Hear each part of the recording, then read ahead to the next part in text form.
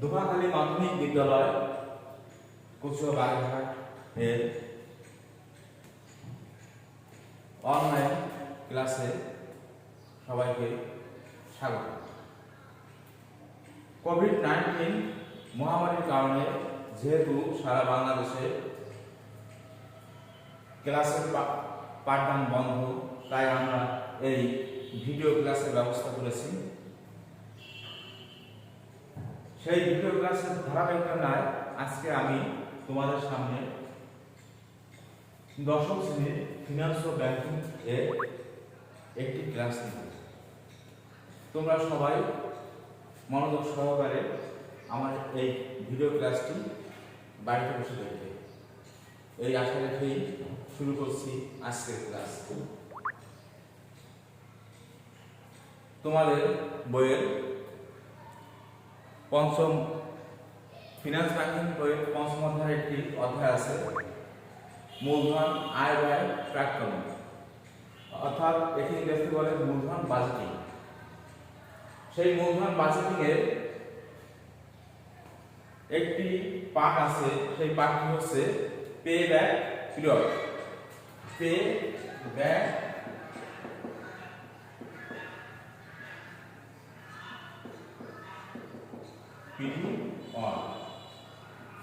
Pay অর্থ বা টাকা, ব্যাক অর্থ ফেরত, আর পিরিয়ড অর্থ সময়। অর্থাৎ পে ব্যাক পিরিয়ড দ্বারা বোঝা যাচ্ছে অর্থ ফেরতের সময়। কোন অর্থ ফেরতের সময়?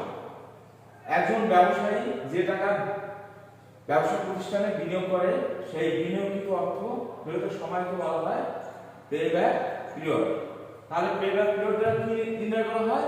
সময় নির্ণয় করা হয়। তাহলে তোমরা অবশ্যই বুঝতে পারছো যে পে ব্যাক পিরিয়ড হচ্ছে টাকা ফেরতের সময়, অর্থাৎ বিনিয়োগিত টাকা ফেরতের সময়। এখন ব্যবসায় মালিক যে টাকাটা মূলধন হিসেবে তাকে বলা হয় বিনিয়োগ। এখন বিনিয়োগিত টাকা কিভাবে ফেরত পাবো সেই বিষয়ে একটা সূত্র আছে, সেই সূত্রটি আমি তোমাদের দেখাচ্ছি।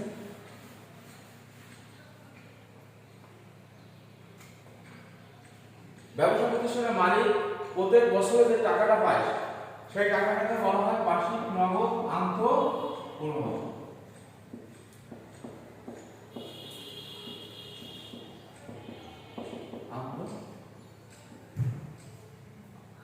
এই বার্ষিক নগদ আন্তঃপ্রবাহ হচ্ছে প্রত্যেক বছরে মালিক যে টাকাটা পায়, সেটাকে বলা হয় বার্ষিক নগদ আন্তঃপ্রবাহ। বিনিয়োগ থেকে যে টাকাটা পায়, এখন এই বার্ষিক নগদ আন্তঃপ্রবাহ যদি সমান হয়, সেই ক্ষেত্রে একটা সূত্র আছে, বার্ষিক নগদ আন্তঃপ্রবাহ সমান হলে।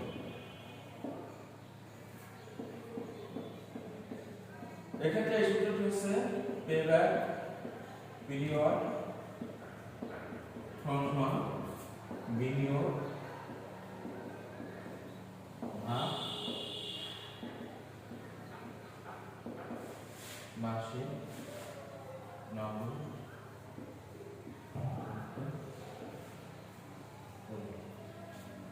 এখন এখানে বিনিয়োগ হচ্ছে কি? ব্যবসা প্রতিষ্ঠানের মালিক যে টাকাটা মূলধন হিসেবে খাটায়, সেটা হচ্ছে বিনিয়োগ। আর এই বার্ষিক নগদ আন্তঃপ্রবাহ হচ্ছে প্রত্যেক বছরে যে টাকাটা সে ফেরত পায়, সেটা হচ্ছে বার্ষিক নগদ আন্তঃপ্রবাহ। তাহলে যদি আমরা এখানে 10 লাখ টাকা বিনিয়োগ করি আর প্রত্যেক বছর যদি সমান হারে 2 লক্ষ টাকা করে পাই, অর্থাৎ বার্ষিক নগদ আন্তঃপ্রবাহ যদি 2 লক্ষ টাকা হয়, তাহলে বিনিয়োগকৃত টাকাটা ফেরত পেতে সময় লাগবে কত? 10 লাখ টাকাকে 2 লাখ দিয়ে ভাগ করে 2 লাখ টাকা দিয়ে ভাগ করে 5 বছর। তাহলে আমরা মনে বিনিয়োগ করছি 10 লক্ষ টাকা, আর বার্ষিক নগদ আন্তঃপ্রবাহ হচ্ছে 2 লক্ষ টাকা।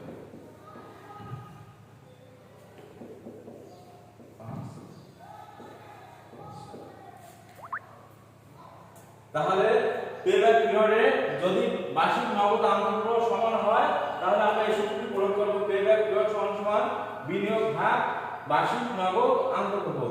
আমরা মনে করছিলাম বিনিয়োগ করছি 10 লক্ষ টাকা, আর প্রত্যেক বছর সমান হারে, এই সমান হারে 2 লক্ষ টাকা করে যদি পাই তাহলে আমাদের বিনিয়োগকৃত টাকাটা ফেরত করতে সময় লাগবে 5 বছর। এই হচ্ছে আমাদের পেব্যাক পিরিয়ডের সবচেয়ে সহজ সিস্টেম। বার্ষিক নগদ আন্তঃপ্রবাহ সমান হলে, বার্ষিক নগদ আন্তঃপ্রবাহ সমান হলে আমরা এই সূত্র প্রয়োগ করে আমরা সময়টা এভাবে বের করব। এখন বিষয় হচ্ছে যদি বার্ষিক নগদ আন্তঃপ্রবাহ সমান হয় সেক্ষেত্রে তো আমরা এইভাবে বের করলাম, কিন্তু এখন দেখা যাবে যদি অসমান হয়ে বসে সেক্ষেত্রে আমরা কি করব? এক্ষেত্রে আরেকটা সূত্র আছে, সেই সূত্রটা আমরা প্রয়োগ করব। তাহলে এখন আমরা চলে যাব বার্ষিক নগদ আন্তঃপ্রবাহ যদি অসমান হয় সেই ক্ষেত্রে আমরা কিভাবে করব।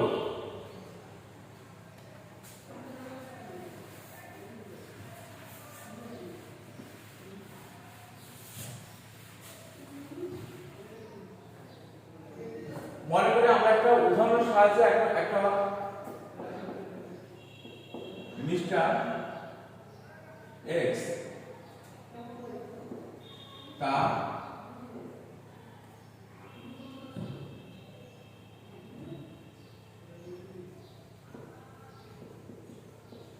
মাস্টার শাসন প্রকল্পে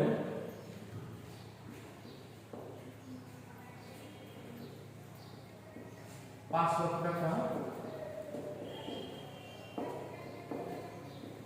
বিনিয়োগ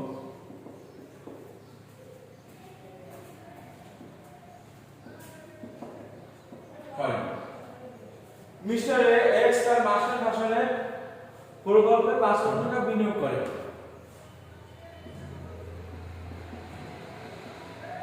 মাসিক নগদ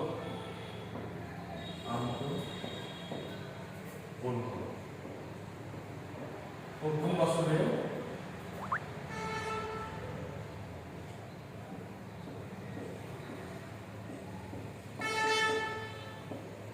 1,25,000 টাকা, দ্বিতীয় বছরে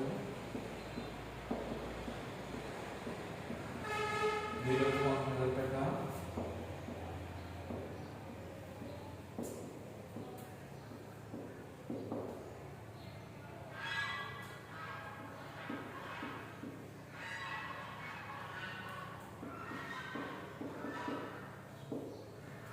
$75,000 টাকা,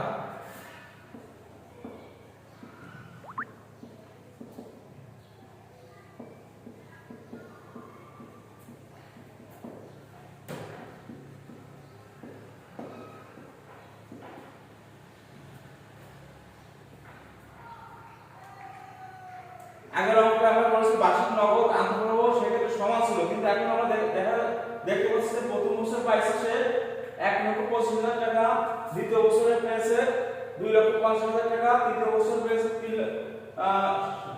75,000 টাকা এবং চতুর্থ বছর পেয়েছে 1,20,000 টাকা। এই ক্ষেত্রে বার্ষিক নগদ আন্তঃপ্রবাহ সমান নয়। যেহেতু সমান নয় সেহেতু আমাদের একটি প্রসেস আছে বা একটি প্রক্রিয়া আছে, সেই নিয়মে আমরা এই সময়টা বের করে নেব। যদি এই হয় তাহলে বিনিয়োগকৃত টাকা ফেরত কম।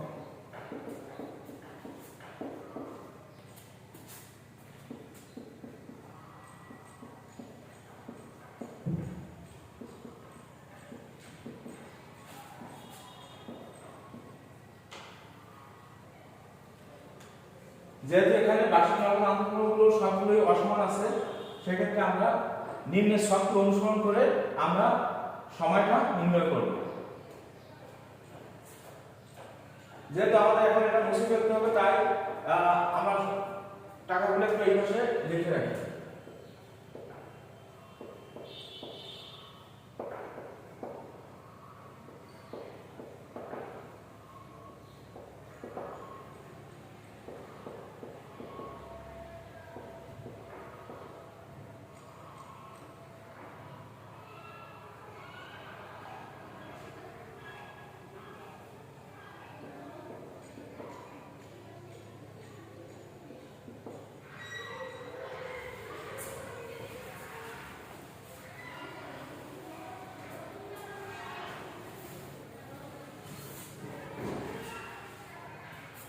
এখন আমরা একটি সলভ করব। তোমরা সবাই খেয়াল করো,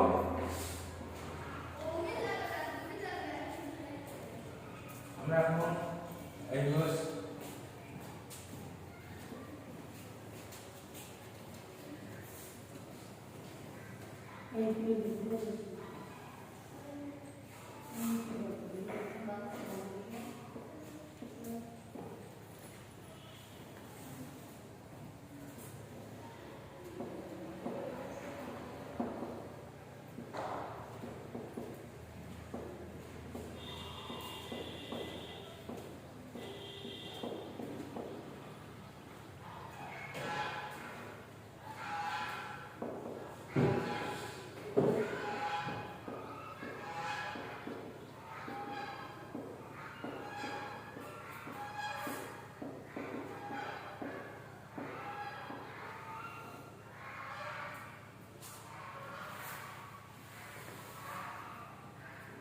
এখন প্রথমে আমরা তো প্রথমে 0 বছর, প্রথম বছর, দ্বিতীয় বছর, তৃতীয় বছর, চতুর্থ বছর।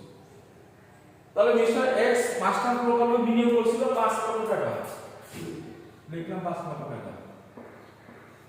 যেহেতু এই টাকাটা ফেরত আনতে হবে তাই মাইনাস চিহ্ন দিয়ে শুরু করি। প্রথম বছরে পেয়েছে সে বার্ষিক নগদ আন্তর্জাতিক ছিল 1,25,000 টাকা। কারো কাছে 5 লক্ষ টাকা হবে, সেখান থেকে সে 1,25,000 টাকা পেয়েছে, তার বাকি থেকে কত হিসাব করো।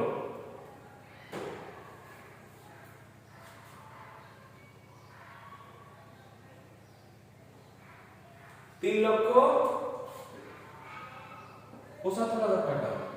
এটা কি হবে? মাইনাস চিহ্ন হবে, কারণ এটা এই 5 লক্ষ টাকা পেল, সেখানে পেয়েছে 1,25,000 টাকা, তার মানে আর 3,75,000 টাকা বাকি আছে। এখনো বিনিয়োগকৃত টাকা ফেরত পেতে বাকি আছে কত? 3,75,000 টাকা প্রথম বছর শেষে। দ্বিতীয় বছর পেয়েছে কত? 2,50,000 টাকা।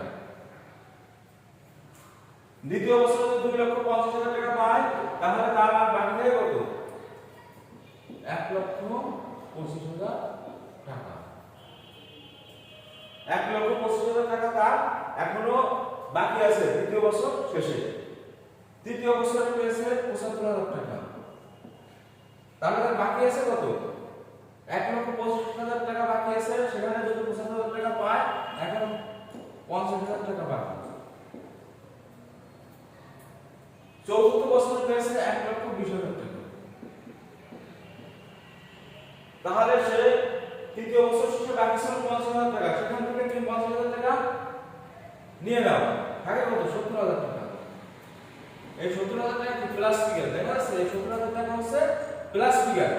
যেহেতু প্লাস ফিগার, তাহলে বিনিয়োগকৃত যে 5 লক্ষ টাকা, ওই 5 লক্ষ টাকা কি শোধ হয়ে উঠে এসেছে।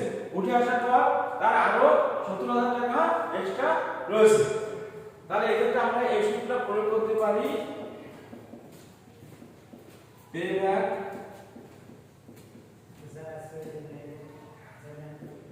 পিরিয়ড।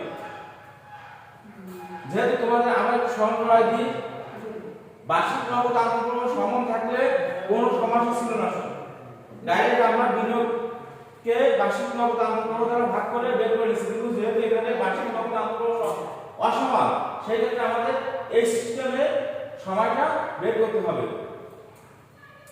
এখন দেখা যাচ্ছে যে তৃতীয় বছরে এসে বাকি ছিল 50,000 টাকা বাকি হয়েছে। তৃতীয় বছরে বাকি হয়েছে কত? 50,000 টাকা বাকি হয়েছে। তাহলে আমরা সহজে বুঝতে পারি যে 3 বছরের বেশি লাগছে। আবার চতুর্থ বছরে এসে দেখা যাচ্ছে বেশি হয়েছে কত? 70,000 টাকা। তার মানে 4 বছর পুরো লাগেনি, লাগছে 3 বছরের বেশি লাগছে, কিন্তু 4 বছরের কম লাগছে। তাহলে আমরা তৃতীয় বছর এটাকে আমরা বছর হিসেবে নিব, তৃতীয় বছর প্লাস তৃতীয় বছর প্লাস তৃতীয় বছরে এসে বাকি ছিল কত টাকা? 50,000 টাকা বাকি ছিল। বিনিয়োগকৃত টাকা ফেরত পেতে আর বাকি ছিল কত? তৃতীয় বছরে 50,000 টাকা। সেই 50,000 টাকা নেব উপরে। তৃতীয় বছরের পরবর্তী বছর হচ্ছে চতুর্থ বছর। চতুর্থ বছরে বার্ষিক নগদ আন্তর্জাতিক কত? 1,20,000 টাকা। নিচে দেব 1,20,000 বছর।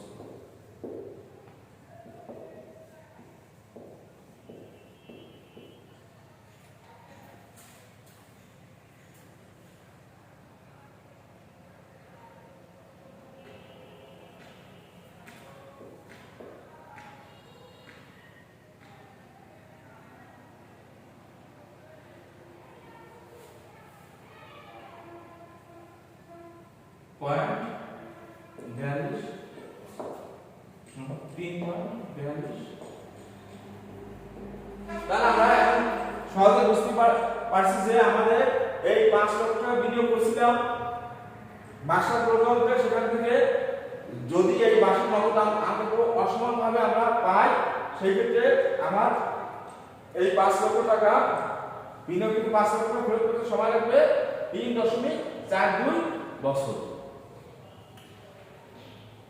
যেহেতু আমি তোমাদের বলি এটা অসমান, তাই একটু তোমাদের কাছে কঠিন মনে হতে পারে, কিন্তু আসলে কঠিন নয়, এটা খুব সহজ একটা প্রক্রিয়া।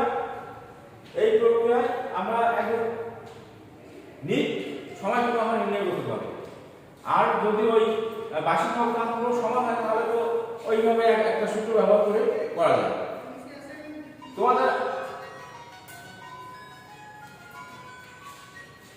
তোমাদের আবার বলি, বিনিয়োগিত অর্থ ছিল 5 লক্ষ টাকা। 5 লক্ষ টাকা বিনিয়োগ করেছিল মিস্টার এক্স, প্রথম বছর পেয়েছে 1,25,000 টাকা। তাহলে তার বাকি আছে 3,75,000 টাকা। পরবর্তী বছর সে পেয়েছে 2,50,000 টাকা, বাকি ছিল 1,25,000 টাকা। তৃতীয় বছর সে পেয়েছে 75,000 টাকা, বাকি ছিল 50,000 টাকা। চতুর্থ বছরে সে পেয়েছে 1,20,000 টাকা। 1,20,000 টাকা, তাহলে ওই 50,000 টাকা দেওয়ার পরে আর 70,000 টাকা তার এক্সট্রা রয়েছে। তাহলে কি আমার কি এখানে পুরো 4 বছর লাগছে? না, 4 বছর লাগেনি, 4 বছরে কম লাগছে। 3 বছরের বেশি লাগছে, কিন্তু 4 বছরে কম লাগছে। এখন 3 বছরের বেশি কতটুকু সময় লাগছে, সেই সময়টুকু আমরা কিভাবে নির্ণয় করব? খেয়াল করো, আমরা পেব্যাক পিরিয়ড সমান 3 বছর লিখলাম, লেখার পর প্লাস 3 বছরে বাকি ছিল কত টাকা? 50,000 টাকা বাকি ছিল। সেই 50,000 টাকা হিসাব করে আর তৃতীয় বছরের পরবর্তী বছর চতুর্থ বছরের পেব্যাক বার্ষিক নগদ অন্তর্ভুক্ত আছে 1,20,000 টাকা। এই 1,20,000 টাকা নিচে যাবে। লেখার পরে এই 50,000 টাকাকে 1,20,000 টাকা দিয়ে ভাগ করতে হয় কত? 0.42। এই 3 এর সাথে 0.42 যোগ করলে হয় 3.42। এভাবে আমরা বিনিয়োগকৃত টাকা ফেরত পেতে কত সময় লাগে, অর্থাৎ পেব্যাক পিরিয়ড নির্ণয় করব। ধন্যবাদ সবাইকে। এই ভূপাকালী মাধ্যমিক বিদ্যালয়ের অনলাইন ক্লাসে আর তোমাদের সবার উদ্দেশ্যে বলি, তোমরা সবাই বাড়িতে সুস্থ থাকবে, নিরাপদে থাকবে। বাইরে বেরোলে অবশ্যই মাস্ক ব্যবহার করবে। মাস্ক ব্যবহারের নিয়মটা আমি তোমাদের শিখিয়ে দিচ্ছি। এই যে আমার হাতে যে মাস্কটা দেখা যাচ্ছে, এই মাস্কটা এই যে উপরে একটা শক্ত গুণের মতো আছে, এটাও নাকের উপরে দেবে, এইভাবে দিয়ে এইভাবে আটকে রাখবে। এইভাবে আটকে রেখে তোমরা বাজার ঘাট বাইরে যেখানে যাবে এভাবে চলাফেরা করবে। বিশেষ করে যেখানে লোকজনের চলাচল বেশি, যেখানে জনসমাগম বেশি, সেখান থেকে এড়িয়ে চলবে, নিরাপদে থাকবে, সুস্থ থাকবে, এই কামনা করি। ধন্যবাদ সবাইকে।